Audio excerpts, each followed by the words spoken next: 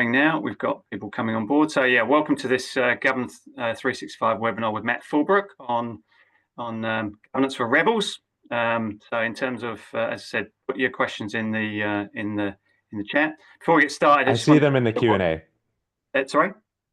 But we've got people saying the chat's disabled, but we're seeing their questions in the Q&A. So why don't we do it in the Q&A? Q&A, fine. Yeah. So let's do that. Right.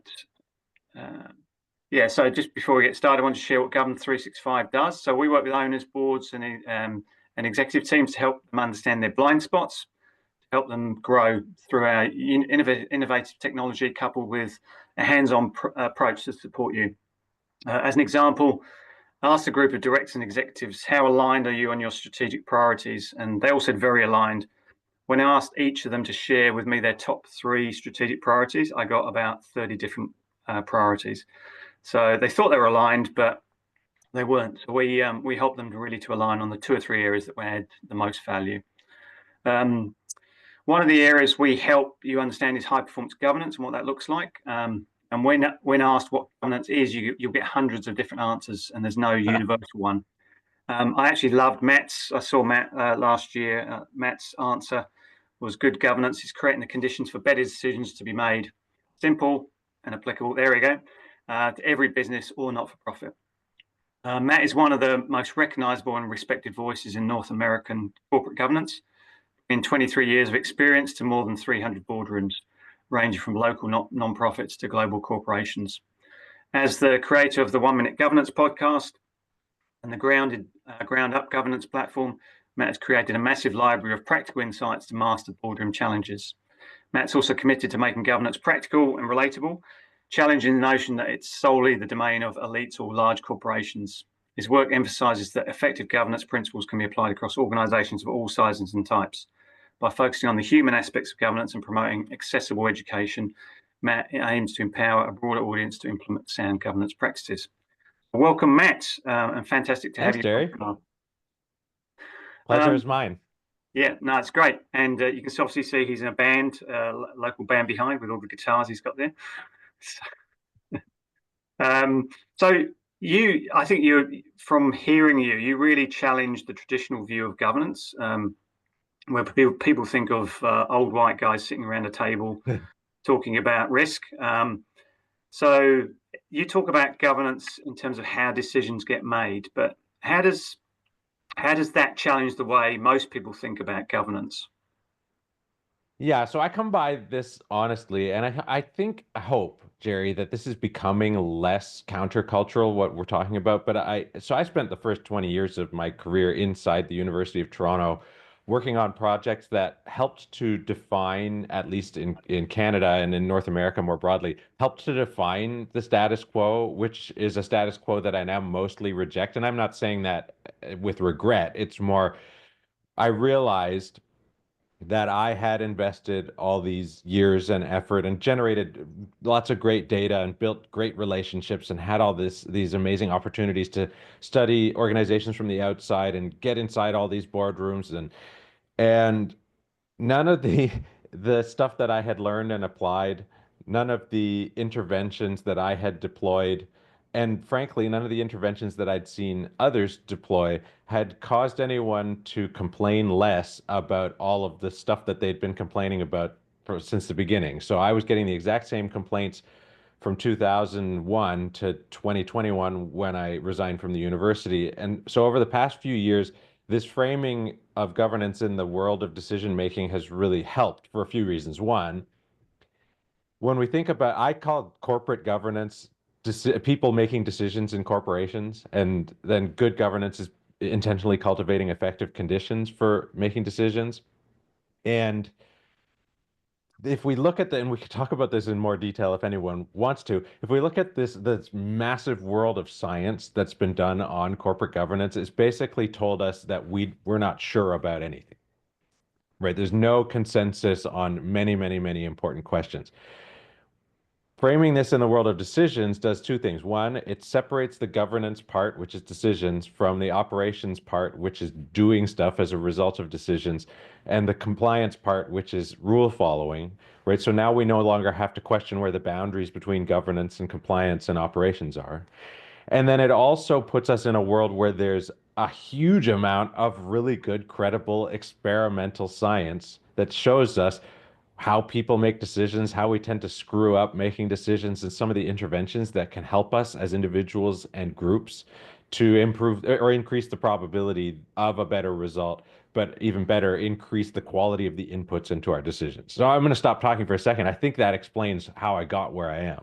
Yeah, no, that's great. And you've been quite controversial on a few areas in terms of governance, and I want to hear some of the research you've found and how that links with some myths around governance. So, what's the biggest myth about governance that you'd love to bust? Yeah, okay, maybe the most important one, and this is kind of it undermines a lot of what I had believed in before, is I don't know if there's anyone who wants to sort of spontaneously in the chat take a guess if you and no cheating. If you go to Google Scholar, and which is just regular Google only, you instead of general search results, you get only academic papers and proceedings from academic conferences. If you go to Google Scholar and you look in quotes for the search phrase corporate governance and firm performance, you could, if anyone wants to take a bold guess, how many responses or results you get, corporate governance and firm performance, only academic papers. There we go. I'm only gonna give you like 3 more seconds to guess because we don't need to wait too long. But some of you are probably it's usually okay over Over 3 3 million. million, we've got Adrian, one. that's the opposite direction that my instincts would have gone, but it's a better direction than most people go. So it's not 3 million, but it is over 10,000. And so that this basically you can assume that the link between governance and performance has been studied to death. Right? It's been studied by thousands of researchers, thousands of questions, and I haven't read every single paper, but I've read many of them from the top journals, and you could basically summarize it as we don't know. We have no idea if there's a connection between any specific corporate governance input and any specific firm performance output. And it is extremely normal for me, people like me, who advise and work with boards and executives. It's extremely normal for executives and boards themselves and for researchers to assume, well, there must be some causal relationship. And there, it turns out maybe there is, but we haven't found it yet. None of the obvious governance inputs lead to any measurable causal relationship to firm performance. So that means A, there's a mystery. Is there a connection? We're not sure. And B, because we don't know, we must become skeptical of anyone who's trying to convince us that doing this specific governance thing will cause us to have better performance. And this is undermining, for better or for worse, not just the educators and advisors out there, but also the regulators and also the stock exchanges and also, right, because all of these systems are telling us, well, there must be a relationship between governance and performance. And it turns out we just don't know. So that's myth number one. Maybe I'll pause for a second. Oh, that's it. That's interesting. So essentially, you're saying that whether you have a board or not, it's difficult to tell whether that makes it any difference whatsoever. Right. Or how it's composed, or Yeah, what processes and structures it puts in place, or what type of governance model you might have, or how you run your meetings, or anything. We don't know. yeah. Is there any In terms of evidence? performance. Yeah, in terms of, is there anything that links what the board do or what the traditional governance to performance? Any element of it? There are you can find papers that confidently state, look, we've got this huge data set. Let me I'll describe. There's two papers related to each other. They were done by the same researchers in over a 10-year span. They were called Corporate Governance and Firm Performance. That was the first one, and Corporate Governance and Firm Performance, the sequel. And they claimed twice to have found a causal relationship between directors owning shares, these are publicly listed firms, and increased firm performance across a few different metrics that they were using. And we might take a step back and say, oh, that makes sense, right? If you're aligning the interests of board members with those of shareholders by having the directors own shares, then the directors will drive share value over time, and that's good for firm performance, and that's great. That sort of makes sense until you ask yourself, okay, but what specifically changes? So I've got a director walking in the room who owns shares. I've got a director walking in the same room who doesn't own shares. Describe the difference. Well, we don't know, right? First of all, there are other papers that say that there is no connection between the directors owning shares and firm performance, so there's a little bit of a mystery there. But we also don't know specifically, they becoming more strategic, less strategic? Are they asking more questions, different questions, better questions? Are they more deeply connected with management or less? What happens? We don't know. And so it's a long way of saying, instead of asking about governance inputs and their relationship to firm performance, what we can ask is, well, what are the drivers of firm performance? Or what might the drivers be to firm performance? What steps might it take to kind of de-abstract from firm performance into the boardroom? And I believe the answer again is decision making. Right. Okay. And from your perspective, what improves that? So if you want to make better decisions on the board, you obviously advise hundreds of boards. What are the elements that you see that help them create better decisions? Yeah, so I think there's a few things that we want to embrace, right? So things that are, if not factually correct, then pretty close to it. So one is every single decision happens under conditions of uncertainty, right? If there's no uncertainty, there's no decision. You just go and do the thing. So if we always have uncertainty 100% of the time, whenever we have a decision to make, if we take that to a bit of a logical extreme, that means we can never increase the probability of success to 100% or decrease the probability of failure to zero. There's some important implications here, right? One being, if I'm being obnoxious about it, it means that catastrophic failure is an acceptable result of good governance because there's nothing we can do to decrease the probability of catastrophic failure to zero. So there's always a possibility that good governance will lead to catastrophic failure. It's possible. But there's another important thing here, which means we can't teach good governance through the lens of corporate failure, which is what people like me tend to do, right? We tend to say, you know what? Let's look at Enron and learn about that. And what lessons about good or bad governance can we take from that? And there might be some. But the flaw in the thinking here is that we could take a failure and ex post judge that there must have been a board failure or a governance failure just because there was a failure. And it doesn't actually logically make sense, especially because there's no way to increase the probability of success all the way up. So I've become very attracted to referring to this great researcher. She's very famous for a lot of different things, Amy Edmondson. But one of the things that I really love of hers is this spectrum of she categorizes the blameworthiness of failure. Yeah. And I think it can be a really useful reminder that sometimes failure happens because of experimentation. If we're conducting an experiment, failure is just as good as success because the point is to learn. At the other end of the spectrum is sabotage, right? Where someone caused a failure on purpose. And most failures happen in between the range of experimentation and sabotage. And that means that it's useful for us to step back if there's a failure and say, why? How blameworthy is this?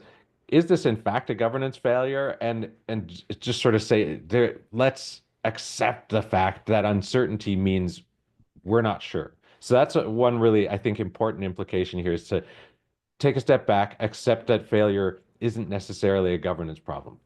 There's another piece that I think is really useful, which is I like to remind boards and executives, because the most common phone call I get is CEOs complaining about boards. And I'll say to them, hey, you know what? you as a CEO and collectively the executive team have more influence over board effectiveness than the board does because you're their source of information. You have a heavy hand in setting the agendas. You make the presentations. You make the conversation prompts, and the board is mostly following management's lead. That doesn't mean the board can't ask whatever questions it wants and do whatever it wants, but for the most part, we're relying on management to lead us in directions that are useful. And if we say, well, we must then emphasize the executive's role in good governance and in board effectiveness, right? Instead of just focusing on directors or mostly focusing on directors, instead of mostly focusing on boards, let's say, how might we design the relationship between boards and executives so that the executives are increasing the probability that they get what they need from the board, and then the board is designing their work product to be the most useful to management. And this, it sort of changes it and makes it practical and useful and high impact. I can get more specific than this if you like, but these are things that I find really useful reminders as a starting point to say we're operating under conditions of uncertainty Mm. and we're accidentally de-emphasizing the importance of the executives in this relationship. If we reorient ourselves a little bit around those, there's a much higher probability that our conditions will be effective. Yeah, and that aligns with Dr. Dennis Mowbray's research around, he calls it the third team, which is when the board and the executive team are essentially aligned and working together as opposed to misaligned. So that's really good. So yeah, some of the stuff you're talking about there, Amy Edmondson does some great work around psychological safety. So if you Yeah. come to the human side and what you see in the board, obviously the dynamics of the group and how they interact will affect decision making. Um, what's your take when you come into a boardroom and you observe or what are the warning signs for you in terms of I'm not sure this board is going to work as well as it could or make decisions as well as it could based on what I'm seeing and hearing.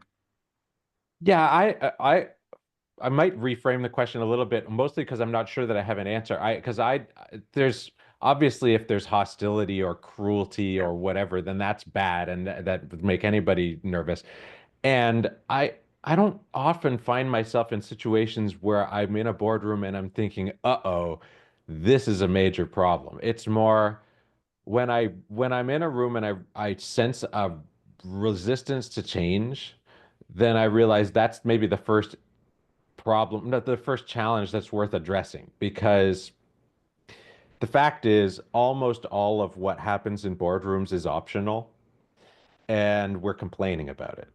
So if it's optional and we don't like it, then the only solution is to change, right? So if there's a resistance to change, then I think that's the best first place to address. But if we get back to the sort of interpersonal thing, and psychological safety is sometimes elusive in boardrooms. It's a very difficult social construct to get perfectly right for all the people involved and still worth fighting for. But I think there's a question that helps us get there, or a type of question that helps us get there. So there's a reason why, in my opinion, most of us, when we look at something like a skills matrix, we have an innate reaction that says, yeah, this is important, but it's not enough. And I can't exactly explain why. Right. So I'm not about to make an argument not to do a skills matrix. I think we should. It's really important to understand, well, what are the skills and professional experience and so on that we believe will be good puzzle pieces in us doing the work that we want to do together. But there's also a reason why ticking all the boxes on a skills matrix doesn't, a lot of the time, it's not enough for us to say, yeah, therefore our board is great. And I think part of the problem is that we're not asking ourselves, we don't often ask ourselves, I'll be fair, what exactly makes a director great, right? So when someone walks in the room on a normal day for a normal board meeting, what are the things they might do that we would say, wow, that was really helpful and useful, high value. It made me feel good. It helped me feel engaged and involved. It added to the conversation, whatever it is. And it turns out when you ask boards, tell me what you think are the characteristics or behaviors of someone who walks in the room and really is a great director. They think of things really easily, right? They'll say things like, well, we want someone who is able to carefully listen to diverse and divergent perspectives and help us to synthesize them into a confident message. We want people who are willing and even excited to change their minds when presented with new information. We want people who have the courage to challenge conventional wisdom so that we are able to see perspectives and opportunities that we wouldn't have otherwise gone to on our own. And we say, great. You know what? Let's say these things out loud and let's make those things non-optional, right? So we can do the skills matrix, but we also must have these other things, right? We must, because why would we want someone who ticks some skills boxes but isn't a great director? And then we have both. And some of you who are listening might be thinking, well, how do you measure that stuff? Well, it's less to me about measuring it and more about agreeing that we want it and trying to hold each other not accountable, but try to have expectations of each other that we do those things and to have hold ourselves accountable and say, hey, you know, when I'm not seeing these behaviors and characteristics that make a great director, I want to talk about that and wonder with my team how we might improve this. And for the most part, in my experience, boards want to do that work, right? Because they Mm. know when it's not working well, and it doesn't feel like a burden to get better at it. Yeah, yeah.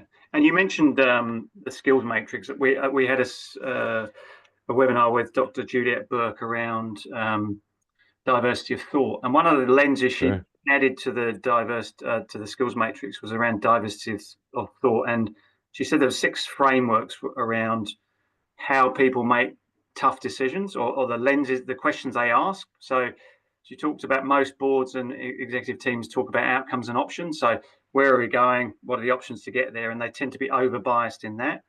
And the other four lenses, if I remember them correctly, were evidence. What's the evidence of that this option is the right option? What's the process we go through in terms of getting to that? What's the impact on people, customers, suppliers, staff, and what's the risk? What can go wrong here? So actually understanding the whole board governance group, where are they biased in their questions? So Sure. and what are you missing? And if you're missing someone who's biased around people or risk, then you need to be more cognizant of that. So that was a really good outtake from that. I love You know, that. I love what you're saying. I want to react if you permit me. Chris has asked a question in the chat. Are we Sure. talking about an individual's psychological safety or the board, group, collective, or both? And it's an interesting question. I wouldn't have had language around this until literally yesterday. I had a guest in one of my classes who was talking about this. Monte Malepo, she's amazing. Look her up. She's does tons of work both in the equity, diversity, inclusion space, but more relevant to a lot of the work that I do. She's really good at helping people engage in complicated, difficult, like high probability of conflict conversations. And she made a distinction between trust, which she says is between individuals, and psychological safety, which she says is more of an us thing, right? I might feel psychologically safe, but it's a group phenomenon. And I liked that framing. I don't, Chris, just to your question, I'm not sure that that's a universal framing, but it helped to give me some clarity around the distinction of some important concepts here. So when I was just now thinking about psychological safety, I was thinking of it more as an us thing than a me thing. Yeah. That's interesting because kept following on from that. I had a question. Um, what's the role of trust in governance, and how do boards kill it without realizing it? So, you talk about obviously trust being with individuals, but it could be with the chair and the directors, could be with the board and the CEO. So there's a number of sort of links around here. Yeah. Yeah, I have a bit of a reaction to this because I really believe in some ways in the conventional thinking that trust takes a lifetime to build up and a second to destroy. But I also think there's some really important evidence that the lifetime to create is not all that, which is, and my favorite study around this, and this is I'm mentioning it because I use it in boardrooms, is there was this great paper that a great experiment actually that was written up in a paper back in the 90s that's I'm not going to remember the name of the paper. There's a research team, Aaron and Aaron, husband and wife, Aron. Their work has now been translated in pop culture to something called the 36 questions, or best known from a Modern Love New York Times column called To Fall in Love with Anyone. Try this.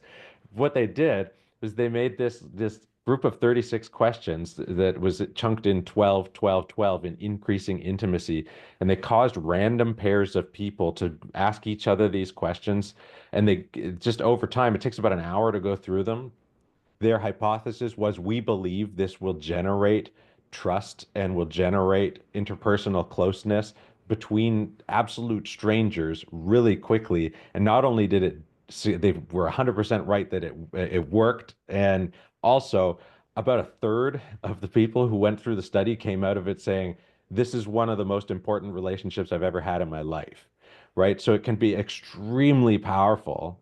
Mm. And that's trust, right? So I go into boardrooms and classrooms and so on. And if any of you cross paths with me in person in a classroom or a boardroom or a conference or whatever, I'll probably force you to do this, where without any preamble, I'll just say, everybody choose a partner. And everyone just does it because I'm the guy at the front of the room and they'll do whatever I tell them to. And then I say, spend 5 minutes and I give them three questions, one from each of the chunks of 12 of the 36 questions. I say, spend 5 minutes asking each other these questions. And when you debrief, it turns out even that 5 minutes causes a tremendous increase in trust, whether the people are strangers or whether they know each other really well. And I say to them, look, we in 5 minutes created or improved a relationship. So A, don't tell me you can't spend 5 minutes. This is something you could just do in a board meeting. You have 5 minutes, you can find it. B, if I had said to you in a boardroom, I want to do an exercise to generate interpersonal closeness, you would say, I don't want to do that. So I say to them, I have to sneak attack you by just saying, just say get into pairs and you do it, right? So you have to uh, kind of predict when you're going to have to sneak attack a board and try things that you think have a high probability of helping. And the reason why I'm doing this long preamble is, I mean, trust matters a lot, right? When we think about a group of people trying to make decisions together, coming to it with different perspectives, different personalities, moods, lives, everything, and especially hopefully if we've got different cultures and different lived experience and so on, how do we get that where there's a high probability that we're going to disagree or have divergence of values and synthesize that into a confident, this is what we're going to do decision? That's really hard without trust, right? Like Mm. really, really hard. So whatever hacks we can put into the system to increase trust quickly, I think we need to take them. Right. And the related question here is a lot is placed on the relationship between chair and the CEO, but less focus on the chair and the rest of the board per se. Any thoughts on this? That's Ian Galley. Thank you for that. Yeah, that's a useful question, Ian. I also have a strong opinion that we've created not great models for chairs, and that doesn't mean chairs are bad. That means that when we tend to educate or create sort of a here's what a great chair looks like kind of model, we've accidentally framed them as both authoritative and like consensus builders, and it's a bit of a tough tension to manage. And the worst illustration of this, in my opinion, is that we've liked to call board chairs orchestra conductors. I've got a few problems with this, not the least of which is most of us haven't been an orchestra conductor, so we have no frame of reference whether how to do that job well. But it's also like this is the person that I always think back to the Seinfeld episode where they had the orchestra conductor where he insisted everybody call him Maestro, like him and Elaine are making out and he wants to be called Maestro, right? There's this deference, this authority, and I don't think that works for board chairs or committee chairs.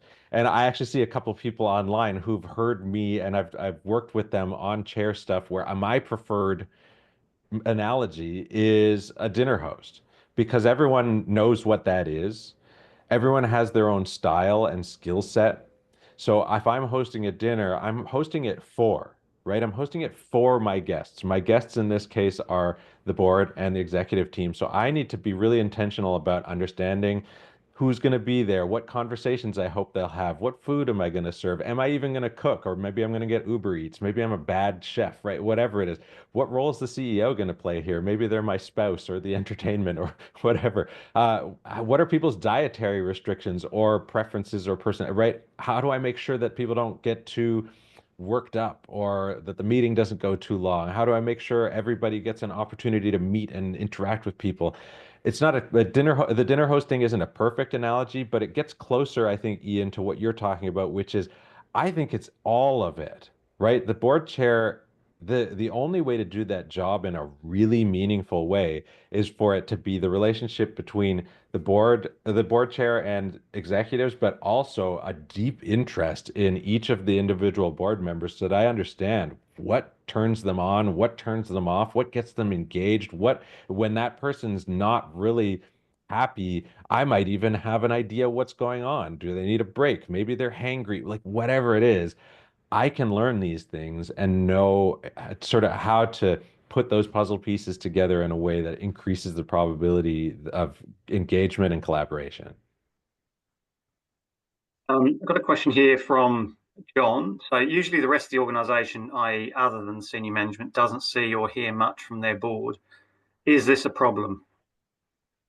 I Yeah, I don't think it's necessarily an like black or white, it's good and or bad. I think it's there are ways to do that in a really cool way that are either things that I've seen or things that have been sort of written about out in the real world. And I'll mention those in a second with a really significant as long as kind of caveat, which is you see a lot of organizations embracing, I think, in a good way, the idea that boards ought to be out in their organizations a little bit doing site visits and that kind of thing.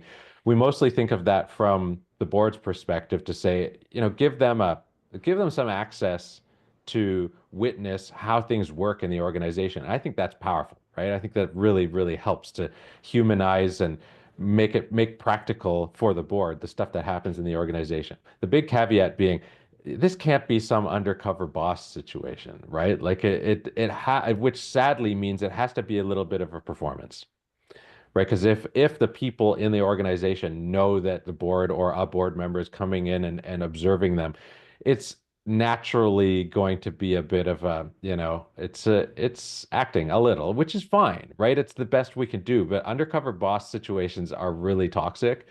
But let me give some of you may be familiar with there's a great case study written up by Dave Larker and I think it was Brian Tayan at Stanford on Netflix a number of years ago where they talked about some of the, and you can look, just Google Stanford Netflix, you'll find it. And they wrote up some of the things that Netflix does to decrease information asymmetry between the board and the rest of the organization. And one of the things they do, which I meet a lot of executives who say, never in my life would I let this happen. They board members are required to sit in a non-speaking, non-questioning capacity on meetings of the like top 30 managers and I think also meetings of the top 300 managers just to see how it works. And over time, people just get used to it, right? It just becomes part of the cadence of how we do business. And what happens for the board is they get to witness how people do their work together and what some of the vibes are and the culture and the tone. And because over time it becomes less of a performance, it's a little more real. So it's not an event-driven thing. It's just part of the normal cadence of how the board and the organization do business together. So, John, this is a long answer to what seems like a simple question. I don't think there's a perfect way to do it. I think there's no way to completely delete the artifice from it. But I do think if I sat on a board, if I sat on your board, I would want access to just understand a little bit better who's in the business, how does it work, what does it look and feel like, not to meddle, but to give myself some perspective. Yeah, great answer. I know you've talked about some things that are a little bit out there. What's the most unexpected factor that makes governance work well, in your opinion, that you've come across? Oh, well, I'll very briefly tell you the most unexpected one that makes it work poorly, and then I'll talk about something that's a little more constructive. So when I'm talking about intentionally cultivating effective conditions, the word conditions does a lot of heavy lifting here because it's literally any factor that might affect the way that an individual or group makes decisions. So we're talking about some of the obvious stuff like the timing and content and quantity and flow of information, composition of the board and the skills and personalities of the people in the room, all that obvious stuff, but also things that seem more mundane, like food and lighting and temperature and whatever, physical activity, all this stuff. It matters. It actually impacts cognitively the way we engage in decision making. And of all the, I don't know, I wouldn't even want to guess, 1,000+ board meetings that I've been to in my life, three board meetings have been caused not to start by one single factor. And not starting, in my opinion, is a bad result. And so this would mean that this one factor, this one condition, perhaps is the most insidious condition of all for board meetings, which is caffeine or coffee. And this was more specifically a lack of it. Now, I'm not trying to elevate coffee to the top of the pile of most important conditions for decision making, but it is, in hindsight, it's really interesting to say, well, that's the only single factor that's caused that really bad result 3 times. So trivializing it is probably not a good idea. But to be more constructive, I think the thing that I've seen kind of transform in a good way a board's ability to more, and a board and management together, their ability to do good stuff unconsciously, right? So without it having to be okay, let's pause and think about how we're going to do this, where there's a condition that helps them to just sort of naturally do things without friction. They change and modify themselves to do stuff better. And it's having furniture on wheels. And it sounds weird, but when you not only have furniture on wheels, so we're talking about chairs and tables and maybe whiteboards and all kinds of stuff. So if you have it and you acknowledge out loud, hey, did everyone notice that we have furniture on wheels and we can just really easily move it around whenever we want? It turns out that in some cases we just do, right? We say, all right, you know what? This is the time we're kind of running around in circles in the plenary here. Why don't we kind of split off into small groups or pairs for a couple minutes because everything's so mobile, and we'll have a little bit of a conversation, then come back in 5 minutes and reconfigure. Or, we'll say, this part of the agenda is purely information sharing. So let's set the room up easily so that it's better for just unidirectional information flow. But this other part, we want to have an open, sort of non-hierarchical discussion. So let's get in a circle or something, right? These things become easy when the barrier is lowered.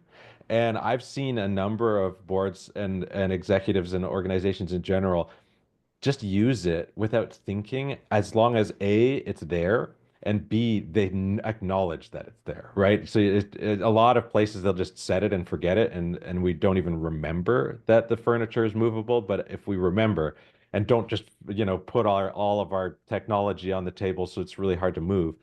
So anyway, I think you know what I'm saying. Mm. It's a thing that it removes all kinds of barriers, and it introduces a flexibility Mm. that we don't typically consider in board meetings. Board meetings are very status quo driven, and furniture is a big part of how we can introduce a little bit of flexibility, easy flexibility to how we do that work. Yeah, yeah, that makes sense. Yeah. Question here from another one, Chris: is board member satisfaction as important duty of the chair, an important duty of the chair to support, as in supporting high quality decisions? I'm going to read between the lines, Chris, in terms of what board member satisfaction might mean in this context, and you can push back if I'm misunderstanding.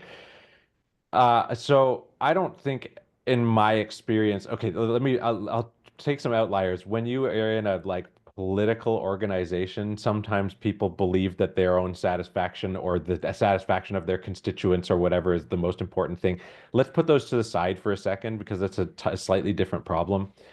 In most organizations, I don't meet directors who, when prompted, will say, you know what I want matters more than anything. Right? It's just not, and even if they sort of feel that way, they're mostly willing to compromise. And so I'm going to guess that that's not exactly what you mean. Here's what I believe you mean, or what I choose to interpret. If I really believe in something, and the rest of the group believes in the opposite, and they're saying, you know what, we've heard you, Matt. We've taken your perspective into consideration. We think you're great. We love you. We want to hang out and have a beer afterwards, but we're sorry. We're going the other direction. And that to me is a perfectly good result. And if I come out of that saying, well, all I care about is getting my way, then there's nothing that the chair didn't fail there. I failed. And and so I think if we take a less extreme example where we say, are we really trying to satisfy every single director's wants, or are we trying to synthesize the strengths and perspectives and expertise of the group into the best decision for us and the organization and its stakeholders? I think it's the latter, right? And if the board chair is more worried about pleasing, and I'm trivializing. I know that, so I apologize, Chris. But if the board chair is more worried about pleasing or optimizing the happiness or satisfaction of the individual board members than they are about making value-added decisions for the organization and stakeholders, I think there's a fundamental misunderstanding of what a board's for. But you can push back if I've misunderstood the question. Yeah, no, thanks for that. Another question here, slightly different angle, is around board politics. So, if you've got board politics going on, how do you kill it or avoid it? Some people said here view it as unavoidable. Is it? Yeah, I'm gonna paste an article in the chat, um, which is probably not a bullseye for the question, but I think it's relevant. There's an article from HBR 5 or 6 years ago called Back Channels in the Boardroom. One of the manifestations of what I'm going to assume the question is about, this is small p politics for now. If we're talking about big P politics, it's a much more difficult problem. If we're talking about small p politics, as in like factions, cliques, that kind of thing, we often, and I know I every time I'm running a course for boards or executives, someone brings up, how do I stop people from having side conversations? And my answer is you can't, right? Not only can you not stop side conversations, you can't absolutely prohibit cliques from forming, or you can't prohibit weird little factions or like these things, these interpersonal weird things from happening. And what we can do is acknowledge what are the actual highest risk problems of side conversations, for example. One, for example, being information asymmetry, right? If you've got this one group of people having a really important conversation that might affect a decision and nobody else is involved, how do we close that gap? Right? If a really important conversation happened here, how do we make sure that the rest of us, we didn't have to be involved in the conversation, but how do we loop us in? Or how do we make a practice of making sure we've been looped in? And then the other side of it is what steps can we take to reduce the probability that this becomes toxic? And anyway, the article it's one of the few that I've seen about these side conversations that treats it as it is unavoidable. So let's not pretend that we can get rid of it. And B, how do we constructively look at it and say, well, there is some value in people building relationships and having conversations and processing together. So what do we do to decrease the probability of the toxic factor? So I don't have a brilliant answer that applies across the board. I think a certain amount of small p politics in boardrooms is unavoidable, and a lot of that can be managed by being focused on what the job is. And I'm not saying that the job is like a capital T, capital J, the job. The job depends on the moment, right? Are we trying to have a conversation? Okay, how do we design this part of the meeting so that the conversation is going to be constructive? Or is it just information flow? Okay, great. How do we design this part of the meeting to decrease the probability that we have annoying interjections from people when we don't actually want to have a conversation, right? Like, let's define the job for now and build alignment around it and design what we want to do information wise, agenda wise, physical space wise to increase the probability that we stay on task. But does that delete the politics? Not entirely. Right. And I'll finish with one last question. So you obviously run a fantastic, if people haven't got the podcast 1 Minute Governance, please sign up for it. There's hundreds of episodes. They're 1 to 2 minutes. Literally. What's the one governance insight people can learn in just 50 seconds. If you, out of all of those, episodes, if you want to give one really good insight to people, what would it be? Yeah, I think I've scooped myself a little bit. So let me come up with something different that I haven't talked about already. That's maybe not the most, because I think that we've talked about some of the ones that are the most. Like I Yep. think having a definition is the most important. If you hate my definition, that's fine. Replace it with something, right? Define and share a definition with your board, what you think good governance is, so you can do it. But let me look at, I made a whole list of things. I think what I want to remind you of is none of us only consume information in one medium, right? Here you are consuming a webinar. You've probably read something today. You've probably watched some videos. You've probably listened to a podcast or listened to music or whatever. We all consume media in different ways. We do not, same as we don't only have meetings in one room. We don't only do work in one place or what. Use the whole range of media, of physical space, of whatever that's available to you. This creativity it exists all through your organization and it tends to never cross the threshold into the boardroom. Use the range of tools available to you. Use videos, use audio, use whatever. You change rooms when you want to have a change of space, have walk and talk meetings, go outside, do all this stuff because there's a reason why we do it everywhere else in our organizations because we know it works. Take the same insights that you use in the rest of your organizations, apply them to boards because boards need engagement, boards need stimulation, boards want to be engaged. And if we don't use those tools, then we're kind of leaving value on the table. So just remember, you got a whole world of options in front of you. Make use of them. And you give me a shout. I'm happy to talk through any of this if you want to reach out. I can give you some ideas about how I've seen this done well in the real world. Brilliant. All right. Well, thank you, Matt. I took a lot out of this session. So the Me first, too. the definition of governance in terms of creating the conditions where better decisions made. And I think, the point you made about you can't learn just from failure. Looking at the trust is a really important one, how you build trust between people in the boardroom and between the leadership team as well as the governance group. And actually designing the relationships between the board and management, I think is a great one, and thinking more about that. I think the skills matrix is not enough, so you said about actually what makes a great director. I think it's a fantastic question, and actually having a discussion. You talked about carefully listening to wide perspectives, being able to change their mind if the evidence comes up, being able to challenge conventional wisdom. So I think that's a really good thing to have a discussion about. I think the other area I put down was around the role of the chair and as a dinner host, not necessarily the conductor. That's the first time I've heard that, which is great. I think the other thing is about having a flexible space. So think about what's going on in the organisation, what works well, small group meetings. Furniture on wheels if you've got it, great. But the flexibility and thinking more about that than just everyone sitting around a table for 6 hours. So some great insights, and I know your 1 minute podcast, 1 minute governance podcast has got many, many more.